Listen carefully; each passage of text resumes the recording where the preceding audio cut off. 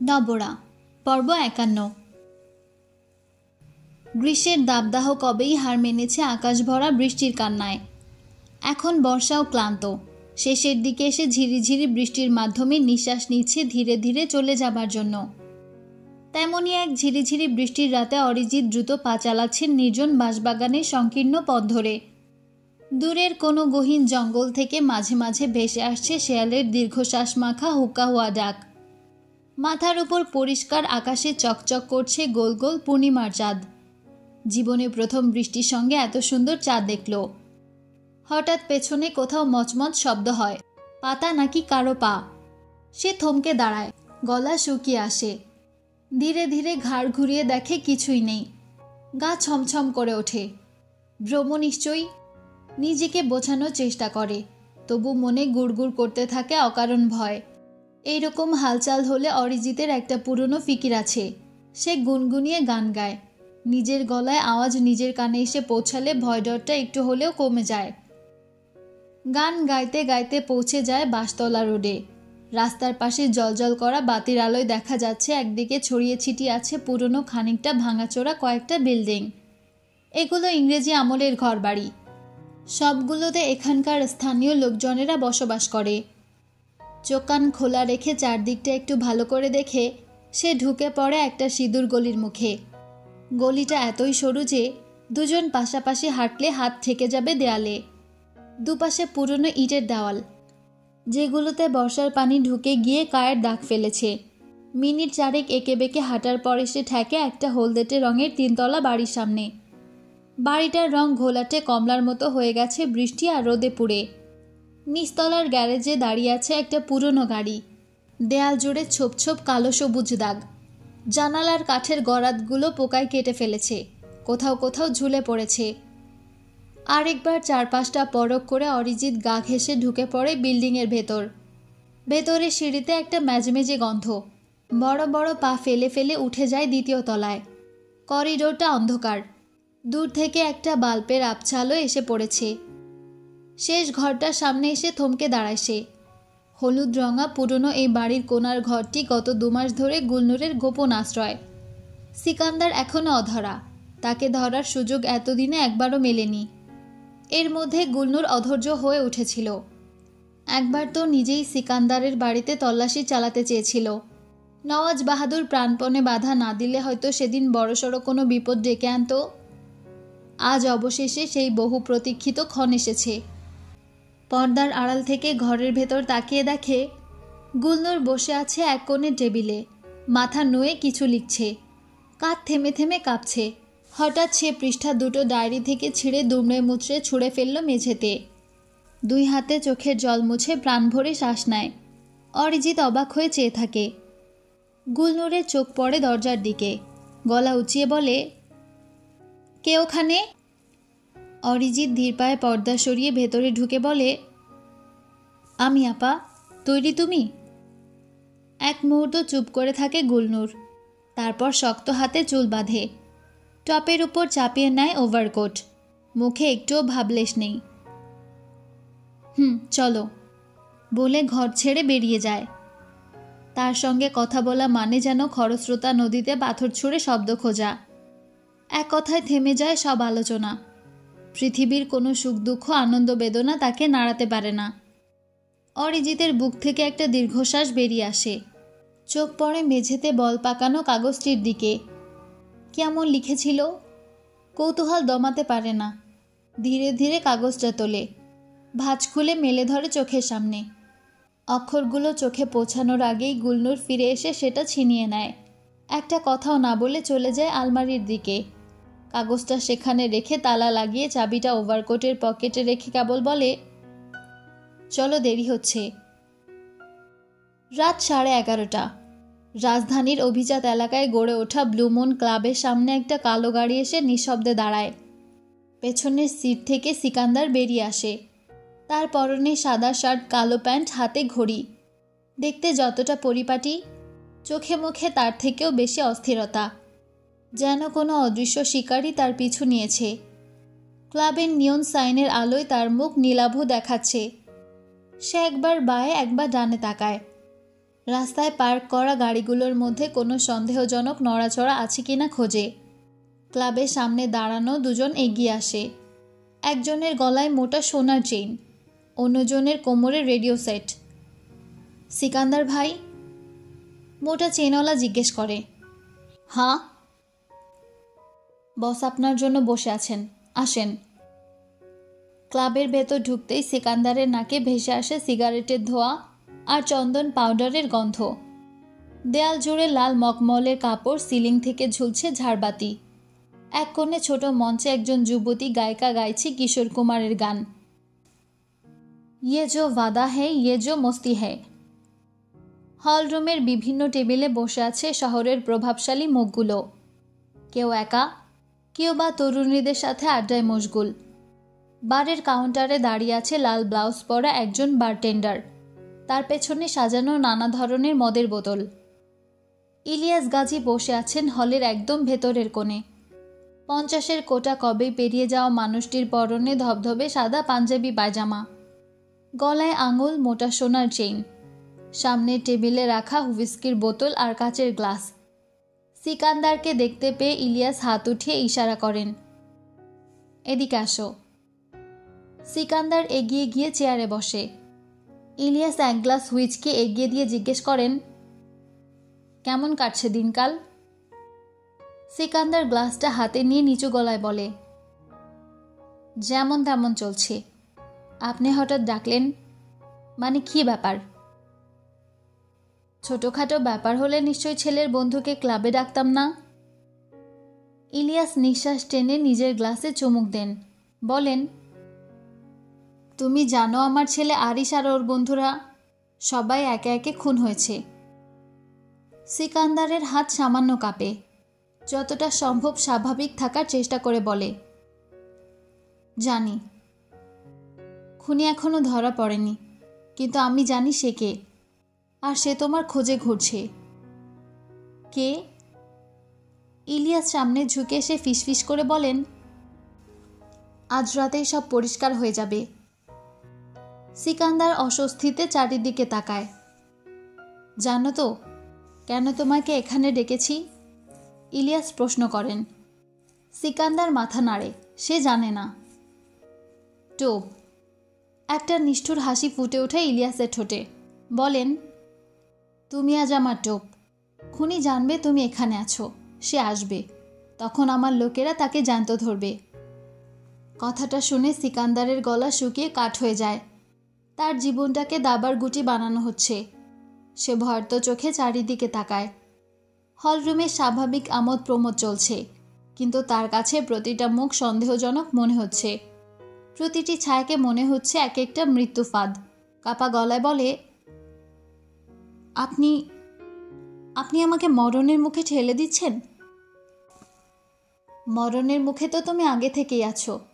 ভয়ে ঘরের কোণে বসে আছো, ইঁদুর বেড়ালের মতো লুকিয়ে থাকছো। এখানে অন্তত আমার নিরাপত্তায় আছো। দেখো চারিদিকে আমার ছেলেরা। সিকান্দার ঘাড় ঘুরিয়ে লক্ষ্য করে বিভিন্ন টেবিলে বসে থাকা কড়া চেহারার পুরুষদের। তাদের সবার চোখ তার দিকে নিবদ্ধ, যেন একটা নিরাপত্তা বলয় তাকে ঘিরে রেখেছে। প্রত্যেকে খুনিকে শনাক্ত করার জন্য প্রস্তুত। ইলিয়াস গ্লাসে চুমুক দিয়ে বলেন, চিন্তা করো না, আজকের রাতটা উপভোগ করো। ওপরে ভিআইপি রুমে ভালো সঙ্গিনী আছে। বলেই একটা ব্যঙ্গাত্মক হাসি দেন। রাত 12টার দিকে ক্লাবে ভিড় ঘনীভূত হতে থাকে। নতুন নতুন মুখের আগমন।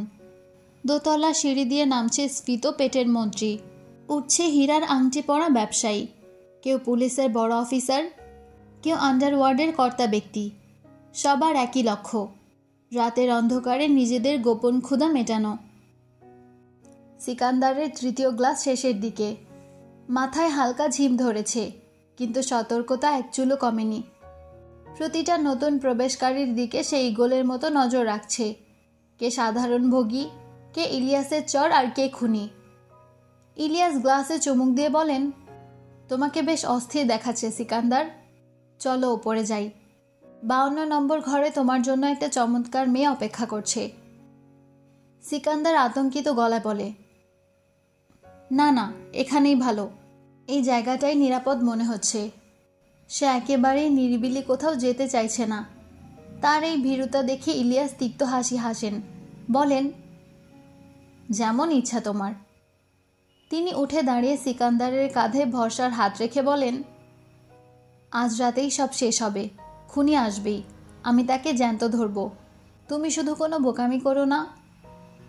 রাত 1:45টার সময় ক্লাবের প্রবেশ পথে দুটি ছায়ামূর্তির আবির্ভাব ঘটে। একজন লম্বা কালো ওভারকোট পরা, মাথায় হ্যাট টানা। অন্যজন মধ্যবয়স্ক কালো গোফওয়ালা, নেভি ব্লু স্যুট পরা। দুজনেই পুরুষের বেশধারী।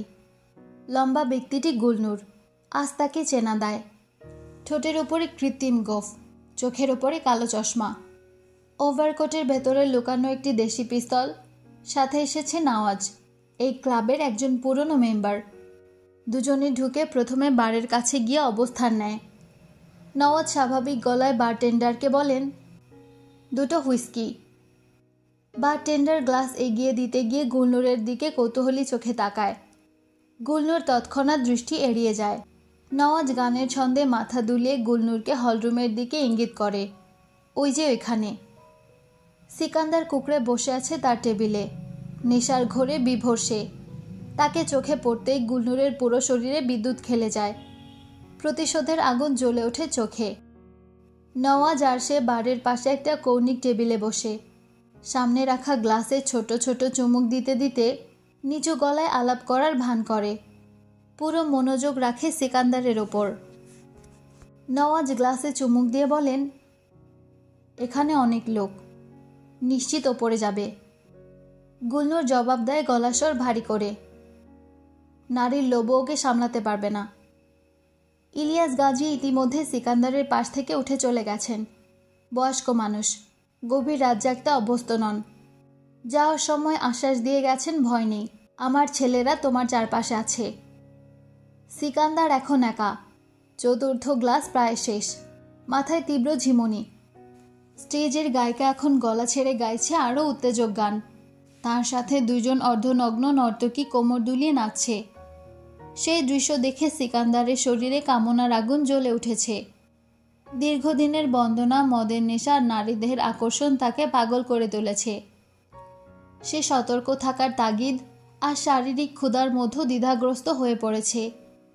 কিছুক্ষণের মধ্যেই মদ আর দীর্ঘ অপেক্ষার যন্ত্রণা তার বিচার বুদ্ধি ঝাপসা করে দেয়। কতদিন সে নারী সংস্পর্শ থেকে বঞ্চিত। অবশেষে কামনার জয় হয়। সে টলতে টলতে উঠে দাঁড়ায়। পায়ে ভর নেই, মাথা ঘুরছে, তবুও সিঁড়ির দিকে এগিয়ে চলে। মদের ঘোরে তার পা দুটো যেন সুতোর পুতুলের মতো, প্রতিটি ধাপে হোঁচট খাওয়ার উপক্রম। হঠাৎ সিঁড়ির মাঝামাঝি একজন লোকের সাথে তার প্রচণ্ড ধাক্কা লাগে। লোকটি নিচে নামছিল আর সে উঠছিল। ধাক্কায় দুজনেই টাল সামলাতে হিমশিম খায়। মাফ করবেন ভাই, লোকটি দ্রুত বলে। ধাক্কার জোরে সিকান্দারের পকেট থেকে একটা ছোট্ট চামড়ার ডায়েরি মেঝেতে গড়িয়ে পড়ে। তাতে স্পষ্ট করে লেখা তার নাম, বাড়ির ঠিকানা, আরও কয়েকটি জরুরি ফোন নম্বর। ভাই, এটা আপনার, পড়ে গেছে। লোকটি ডায়েরি হাতে তুলে নিয়ে দেখে সিকান্দার ইতিমধ্যে মদের ঘোরের উপর উঠে গেছে। কিছুই শুনতে পায়নি। লোকটি কয়েক মুহূর্ত দ্বিধায় থাকে। ডায়েরিটা ফেরত দেওয়া উচিত। সে সিকান্দারের পেছন পেছন উপরে উঠতে থাকে। দ্বিতীয় তলায় দীর্ঘ করিডোর, দুই পাশে অসংখ্য ঘর, মেঝেতে বিছানো লাল কার্পেট, দেয়ালে আবছা আলোর বাল্ব। পুরো পরিবেশটাই রহস্যময়। কখনো ভেসে আসছে নারী কণ্ঠের হাসি, কখনো নিচু গলার কথাবার্তা। সিকান্দার একটা ঘরের সামনে গিয়ে দাঁড়ায়, দরজায় করাঘাত করে। কে? ভেতর থেকে নারী কণ্ঠ ভেসে আসে। গেস্ট, সিকান্দার উত্তর দেয়। ঠিক সেই মুহূর্তে পেছন থেকে পদধ্বনি ভেসে আসে। করিডোরের কার্পেটে নরম পায়ের শব্দ। সিকান্দার ঘুরে তাকায়। অন্ধকার করিডোরে একটা অস্পষ্ট ছায়ামূর্তি এগিয়ে আসছে তার দিকে। সিকান্দারের রক্ত হিম হয়ে যায়। খুনি? নিশ্চয়ই ঘাতক তার পিছু নিয়েছে। এখানে এসে তাকে খুন করবে। আতঙ্কে সিকান্দার দ্রুত দেয়ালের আড়ালে লুকিয়ে পড়ে। লোকটি কাছে আসতেই হঠাৎ বাঘের মতো ঝাঁপিয়ে পড়ে তার ওপর। দুজন মেঝেতে গড়াগড়ি করতে থাকে। খুনি খুনি, সিকান্দার চিৎকার করে ওঠে। কে কোথায় আছো, বাঁচাও। তার আত্মচিৎকারে পুরো দ্বিতীয় তলা কেঁপে ওঠে। বিভিন্ন ঘরের দরজা খুলে যায়। অর্ধনগ্ন নারী পুরুষ বিস্ময়ে মুখ বাড়িয়ে তাকায়। নিচ থেকে দৌড়ে আসে ইলিয়াস গাজীর স্বতন্ত্র লোকজন। সবার হাতে পিস্তল। ব্যাপার কি? একজন হাঁপাতে হাঁপাতে জিজ্ঞেস করে। খুনিকে ধরেছি, দাঁড়িয়ে আছো কেন? ধরো একে। সিকান্দার উত্তেজনায় চিৎকার করছে। এই লোক আমার পেছন পেছন এসেছিল খুন করতে। লোকটি একদম হকচকিয়ে গেছে। ভয় তার মুখ ফ্যাকাশে। কোনো মতে শুধু বলে, আরে ভাই, আমি তো শুধু।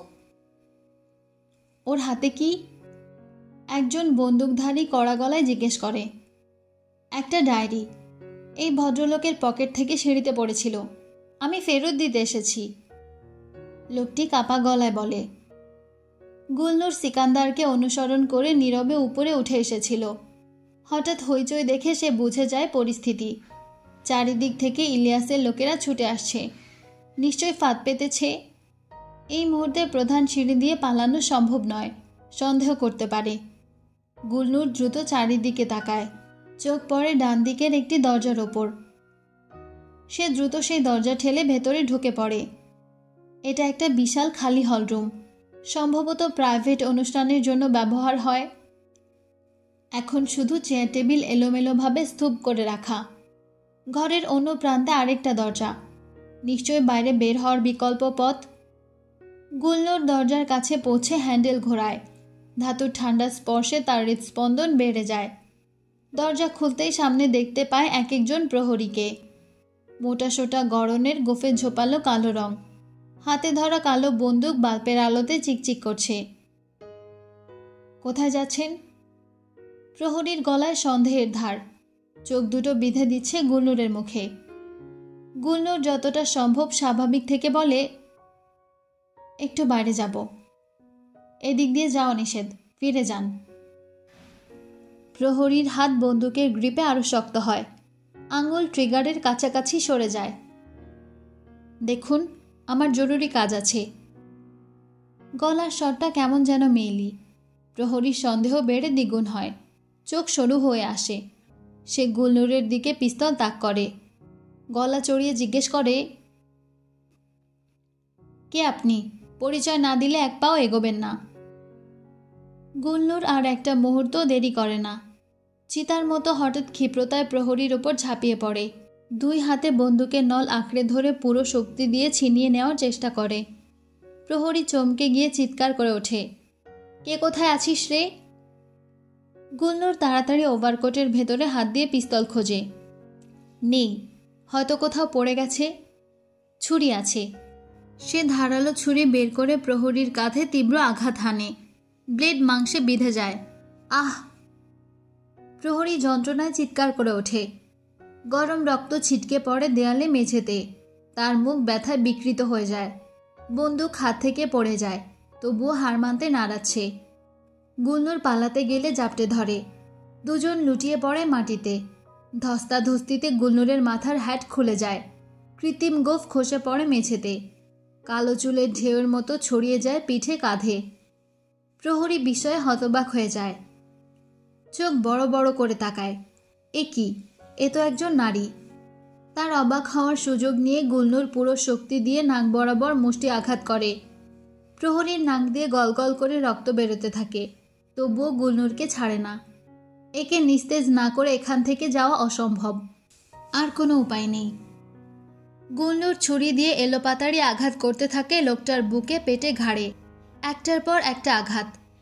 রক্ত গরম স্রোতের মতো ছিটকে যায় এদিক সেদিক। তার নিজের চোখ মুখও ভরে যায় লাল রক্তে। প্রহরীর কাতরানি ক্রমশ কমে আসে। তার শ্বাস প্রশ্বাস অনিয়মিত হয়ে পড়ে। চোখ দুটো ধীরে ধীরে ঝাপসা হয়ে আসে। চারপাশে নীরবতা নেমে আসে। শুধু ছুরি থেকে টপ টপ করে রক্ত ঝরার আওয়াজ হতে থাকে। গুলনুর নিশ্চিত মনে পালাতে যাবে, ঠিক তখনই দরজা খোলার শব্দ হয়। ধাতুর কিকিনি আওয়াজ বাতাসে কেঁপে ওঠে। গুলনুর চমকে তীর খাওয়া হরিণের মতো আতঙ্কে চোখ তুলে তাকায়। বিস্ফোরিত হয় চোখ দুটি। দীর্ঘদেহী ধারালো লম্বা মুখের মানুষটিকে দেখে মুহূর্তের জন্য তার জগৎ টলমল করে ওঠে। সময় যেন স্থির হয়ে যায়। জাওয়াদ, এ কি করে সম্ভব? ও এখানে কি করে এলো? তার বুকের ভেতরটা হু হু করে ওঠে। জাওয়াদও থমকে দাঁড়িয়ে বিষয় নিয়ে তাকিয়ে আছে। চোখের সামনে যে দৃশ্য তা বিশ্বাস করতে পারছে না। গুলনুর মানুষ খুন করছে, কি করে সম্ভব? রক্তমাখা অবস্থায় ছুরি হাতে কেমন রক্তপিপাসুর মতো দেখাচ্ছে তাকে। মুহূর্তে তার মাথা ঘুরে যায়। এ কি সত্যি তার সেই ভীত খরগোশের ছানা? এই কি সেই গুলনুর যে তার সামনে লজ্জায় মুখ লুকিয়ে রাখত?